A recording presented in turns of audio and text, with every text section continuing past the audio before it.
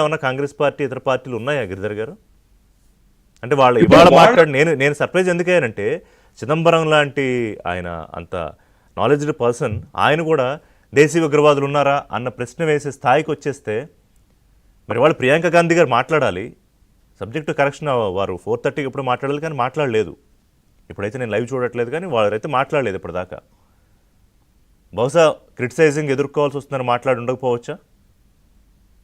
అంటే ఒక విషయం అండి, కాంగ్రెస్ కి ఇప్పటిప్పట్లో గెలుస్తామన్నటువంటి ఆశ నమ్మకం లేదు. అయినా అడుగుతున్నారు. సరే, మమతా బెనర్జీ కథ పక్కన పెడదాం. మమతా బెనర్జీ ఆవిడ కాన్స్టిట్యుయెన్సీకి ఆవిడ ఏం చేస్తుందో మనకు అందరికి స్పష్టంగా అర్థమవుతోంది. ఆవిడ చేస్తోంది. అక్కడ ఆవిడ రాజకీయాలు పక్కన పెడదాం. పార్లమెంట్ కి వచ్చేసరికి కాంగ్రెస్ ఇప్పటిప్పట్లో గెలిచే సూచనలు దరిదాపులో కనిపించట్లేదు వాళ్లకు. కాబట్టి గెలవడానికి కోసం చేస్తున్నారు అని మనం అనుకోక్కర్లేదు. ఇందాక నేను చెప్పినట్టు కొన్ని లాబీస్ కి వీళ్ళు ఒత్తాసు పలుకుతున్నారు. అది మనకు స్పష్టంగా అర్థమవుతుంది. గతంలో కూడా రఫాయిల్ కొనుక్కునేటప్పుడు రఫాయిల్ కాదు యూరో జెట్ కొనాలి అని చెప్పేసి సంజయ్ బండారి అని చెప్పేసి ఒక డిఫెన్స్ బ్రోకర్ కొత్త ఉన్నాడు. అతను ఈ మన రాహుల్ గాంధీ కుటుంబానికి చాలా సన్నిహితుడు. అతను యూరో జెట్ ని చాలా ప్రమోట్ చేశాడు. యూరో టైఫోన్ దాన్ని బాగా ప్రమోట్ చేశాడు. కాకపోతే అది రఫాయిల్ కంటే చాలా కాస్ట్లీగా ఉండింది. మన ఎయిర్ ఫోర్స్ దానికంటే కూడా రఫాయిల్ ప్రిఫర్ చేశారు. ఈ నిర్ణయాలన్నీ కూడాను యూపీఏ ప్రభుత్వంలో ఉన్నప్పుడే ఈ రఫాయిల్ తీసుకుందామని నిర్ణయం జరిగింది. కానీ సంజయ్ బండారి ప్రేరణతోటి, అతని యొక్క ఇన్వాల్వ్మెంట్ తోటి రఫాయిల్ కాకుండా యూరోజెట్ తీసుకునేటువంటి ప్రయత్నాలు జరిగినాయి. మోదీ గారు వచ్చిన తర్వాత క్రైసిస్ సిచ్యుయేషన్ లో ఉన్నాం మనము. MiG-21 ఎప్పుడో దాని కాలం చెల్లిపోయింది. అలాగే మనకు మిరాజులు, తర్వాత జగువార్లు ఇవన్నీ కూడా రిటైర్ చేయాలి, మనకు అర్జెంట్ గా కావాలి స్క్వాడ్రన్స్ అని వాళ్ళు చెప్పంగానే మోదీ గారు ఇమ్మీడియట్ గా రఫాయిల్ కి ఆయన దానికి అప్రూవల్ ఇచ్చారు. మనకు రఫాయిల్స్ వచ్చినాయి. కాబట్టి ఎట్టి పరిస్థితుల్లో రఫాయిల్ ని కించపరచాలి అన్నటువంటి ప్రయత్నం కన్సిస్టెంట్ గా 2014 నుంచి మనం చూస్తూనే ఉన్నాం. చౌకీదార్ చోరే అనడము, 60,000 కోట్ల గోటాలు అనడము, రిలయన్స్ కి అమ్మేశారు, HAL ని నాశనం చేశారు అనడము, ఇవన్నీ చూసాం మనం. కాబట్టి రఫాయిల్ మీద ఎట్టి పరిస్థితుల్లో ఏదో ఒక బురద చల్లాలి అన్నటువంటి ప్రయత్నం ఈ రోజు కూడా ఆపరేషన్ సింధూర్ తర్వాత కూడా జరుగుతుంది. ఎందుకంటే వీళ్ళు అనుకున్నటువంటి యూరో ఫైటర్ రాలేదు. ప్లస్ చైనాకు రఫాయిల్ అనేది చాలా ధీటుగా నిలబడగలుగుతుంది. కాబట్టి ఆ ఒక దాని యొక్క అంశంతో వాళ్ళు దాన్ని కూడా చేసేటువంటి ప్రయత్నం చేస్తుంది. సో ఓవరాల్ ఇక్కడంతా మనకు స్పష్టంగా ఒక డిఫెన్స్ ఇండస్ట్రియల్ కాంప్లెక్స్ యొక్క ఒత్తాసు పలుకుతున్నట్టు మనకు స్పష్టంగా కనిపిస్తుంది. ఇప్పుడు ఆపరేషన్ మహాదేవ్ మనం చూద్దాం.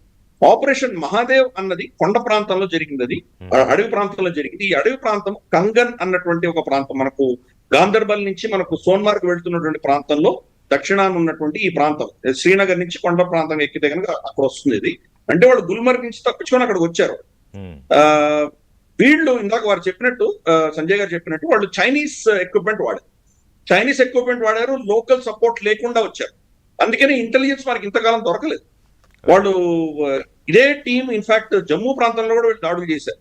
మనకు రియాసీ ప్రాంతంలో, మనకు అక్కడ ఉన్నటువంటి షూకోరి నుంచి మనకు వైష్ణోదేవి పెడుతున్న దాడులు కావచ్చు, ఇతరత్ర 4-5 దాడుల్లో వీళ్ళు ఇన్వాల్వ్ అయి ఉన్నారు.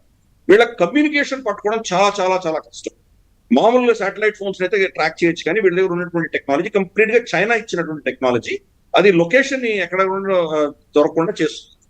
అంటే మన వాళ్ళు ఆ లొకేషన్ ట్రాక్ చేయడానికి ఎంత టెక్నాలజీ వాడాల్సి వచ్చిందో, ఎంత టెక్నాలజీ మనం ఎక్కడి నుంచి తెచ్చుకున్నామో చాలా కష్టపడ్డాం. ఫైనల్ గా వాడిని జీరో చేయగలిగాం, వాళ్ళని న్యూట్రలైజ్ చేయగలిగాం. ఇతను ex army commando, Pakistani army commando అని చెప్తున్నారు. ఎక్స్ ఏం కాదు. ఆ ప్యాటర్న్ నాకు స్పష్టంగా అర్థమవుతుంది. లోకల్ రిక్రూట్స్ వాళ్ళకి దొరకట్లేదు. కశ్మీరీ టెర్రరిస్ట్, కశ్మీర్ లో పుట్టినటువంటి టెర్రరిస్ట్ వాళ్ళకు ఈ ఆపరేషన్స్ దొరకట్లేదు. వీళ్ళ నార్మల్ షెల్ఫ్ లైఫ్ 2 నుంచి 3 నెలల లోపల చనిపోతున్నారు. టెర్రరిజంలోకి వెళ్ళగానే వాళ్ళని 2-3 నెలల్లో వాళ్ళని న్యూట్రలైజ్ చేస్తోంది మన ఆర్మీ. కాబట్టి వాళ్ళ మీద నమ్మకం లేదు పాకిస్తాన్. డైరెక్ట్ గా వాళ్ళ సైన్యాన్ని బరిలోకి తెచ్చింది. అలాగే కొంత అంటే కాశ్మీర్ లో మారిన పరిణామాల నేపథ్యంలో అంతకు ముందు ఎంతో కొంత దొరికే స్థానిక సహకారం కూడా బహుశా పూర్తిగా ఆగిపోయి ఉండాలి. అంటే 100% ఉండదు అని ఎవరు చెప్పలేరండి. కొద్దో గొప్ప లోకల్ సపోర్ట్ ఉంటుంది. అందుకనే వాళ్ళందరినీ ఓవర్ గ్రౌండ్ వర్కర్స్ అంటారు, OGWs అంటారు. వాళ్ళని అప్పుడే అరెస్ట్ చేశారు మన వాళ్ళు. చాలా మందిని అరెస్ట్ చేశారు.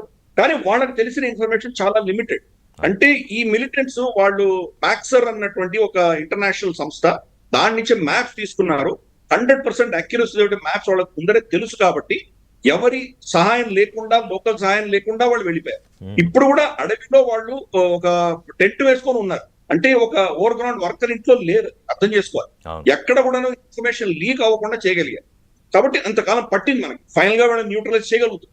పాకిస్తాన్ ఏం చేస్తుందంటే వాళ్ళకు లోకల్ గా దొరకట్లేదు కాబట్టి డైరెక్ట్ గా వాళ్ళ మనుషులనే బరిలో దించింది. ఎస్.